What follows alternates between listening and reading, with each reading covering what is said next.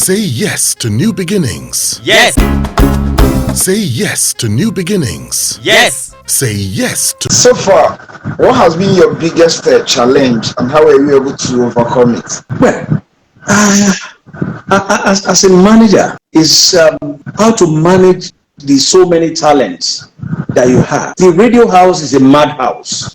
Radio house is a madhouse because you have so many creative talents.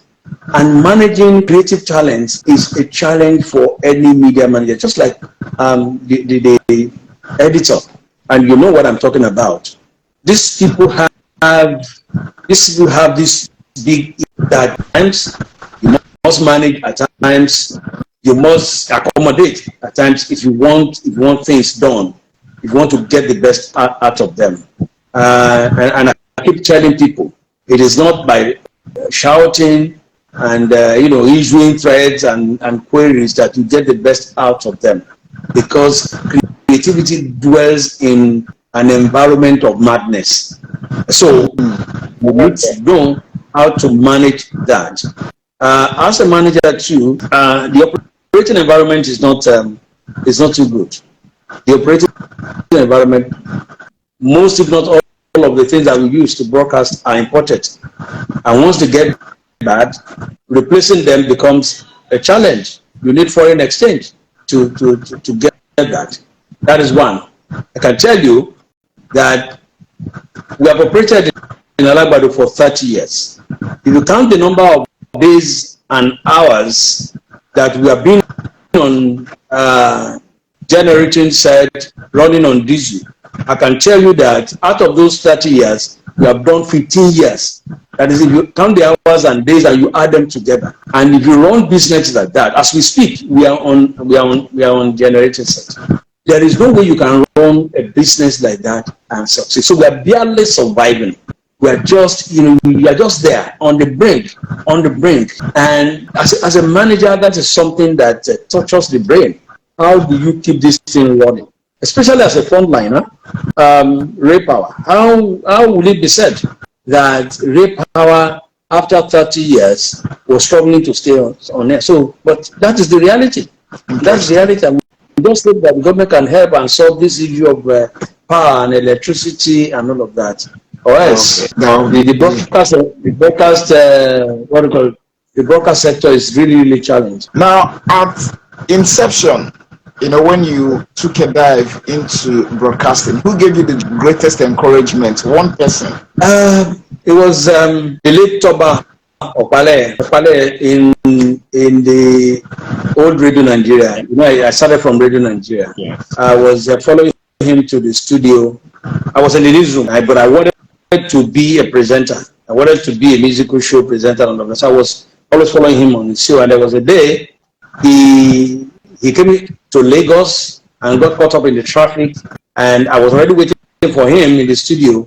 I had all the record and all the material that we will use, and our controller programs then to Lufato in the walk to the studio. It was getting close to the launch of this program, and the man now said, well, you are here now, so if Toba is not here, you mean you can't handle the show?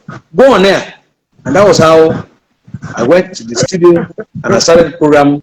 And the late Opale was listening to me while driving in, and he got into the studio. You will expect that, I think I was already 30 minutes into the program. You will expect that he would just come in and take over. He just stood across in this inner continuity studio, we call it, and he said I should go on. And from then, he continued to encourage me to say, okay, today now I think give me my own program to run. And so interesting. So I was the first person that would say, yeah, you could do it, and you should go and go ahead and do it. The founder of Daar Communications, and that's talking about High Chief Raymond Aleo Dokpesi, just died. What do you think will be the impact of his death on the Daar Communications establishment or family? It's like you have the roof of a building taken off. Though you still have what you call the ceiling as a cover. The fact that the roof has been taken, well, will be hard up now. If you're lucky, it will not rain, because if it rains at that moment, that your ceiling will not take will not be able to contain the effect of the rain and the water.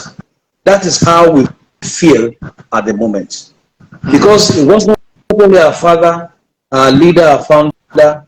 He was one that provided that shield, that covering for us on the personal level and on the official level. The fact that, even though he retired from everyday management of that communication over 10 years ago, and but the fact that we knew that he was still there, and he could provide that guidance, he could provide that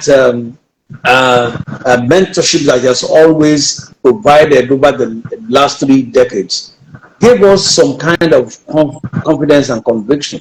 And now that all of a sudden he just left without any warning, without any sign. If he had been ill for some time and possibly had been taken from one hospital to the other, would have said, oh, okay, you know what? And maybe he was getting to his time, he was getting to the exit time, but without any warning.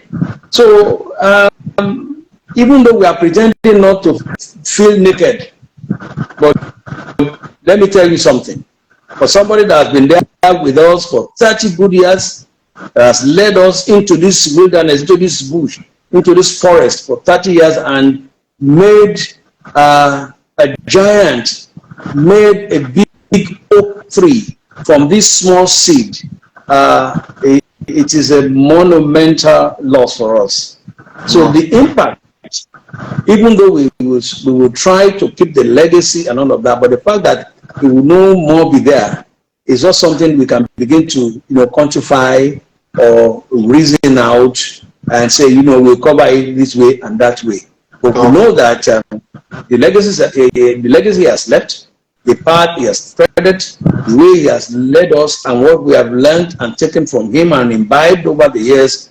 We are confident that we will maintain his legacy, will run with his ideas and his vision.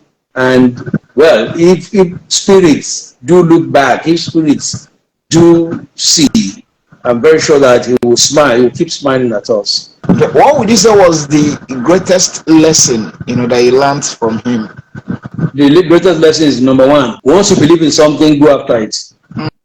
He will tell us, if you meet an obstacle in form of a wall, if you can't go over it, break it. You can always replace that wall later.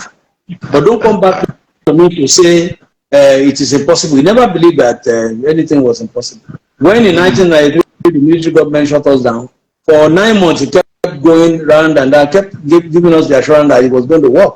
And here we are 30 years after. When we started AIT, we were starting AIT here. Repower was just about barely 2 years old when we started AIT. Many people said it was not going to work. How could you set up a station and you want to run 24 hours? Well, it's not going to work. Here we are, AIT becoming a global brand, still running 24 hours, and is a reference point. And I tell people, if there's any TV or radio station in Nigeria today and you don't have a graduate of that communication, then that TV station is just a starter.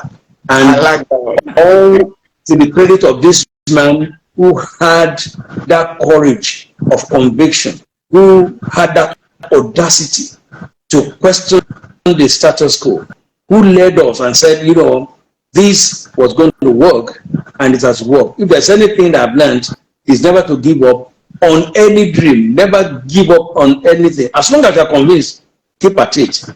You will definitely meet obstacles. Even as we are taught, Christ never said it was going to be easy.